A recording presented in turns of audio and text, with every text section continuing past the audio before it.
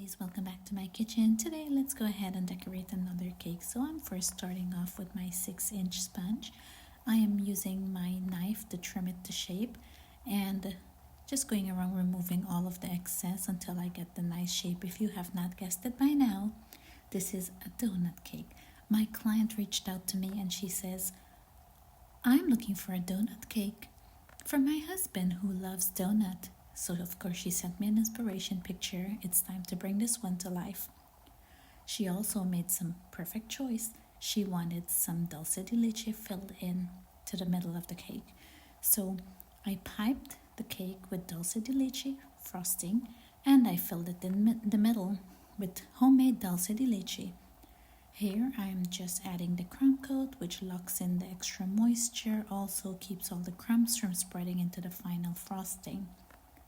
Then after I smooth this out, I add the cake into the freezer for that layer of frosting to set up before going in again with another layer of frosting. This process takes several back and forth of adding frosting and smoothing it out until a nice smooth layer is achieved, which is normally my smooth canvas to work on. On this cake, I'll be covering it with fondant to give the beautiful donut finish. So here I'm just using a little piece of acetate because it is so flexible, it bends to the shape of the donut. And I'm just scraping off the excess frosting until I get a nice smooth finish.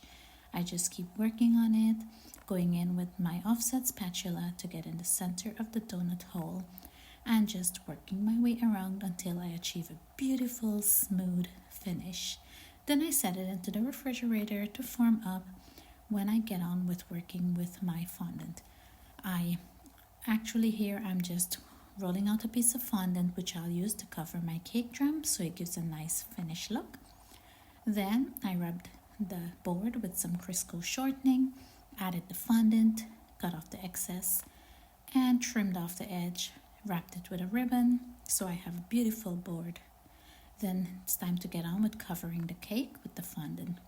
I applied some edible glue, and then I cut off a little rectangle piece for the center, and I attached it.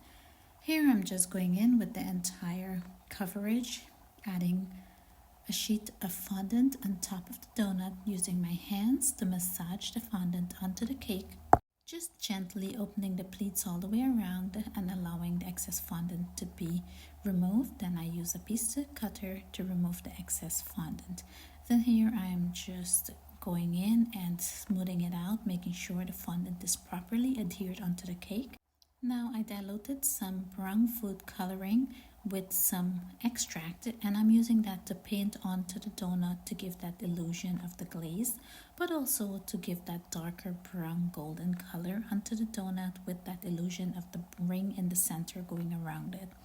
I continue moving it around until I achieve a beautiful coverage. Then I rolled out another piece of fondant, which is gonna be the frosting on top of the donut, and I just added it on top, and then here I'm just piping out some fondant for the drizzle of the chocolate, going in with a brush to give that added sheen of a beautiful finished glazed donut.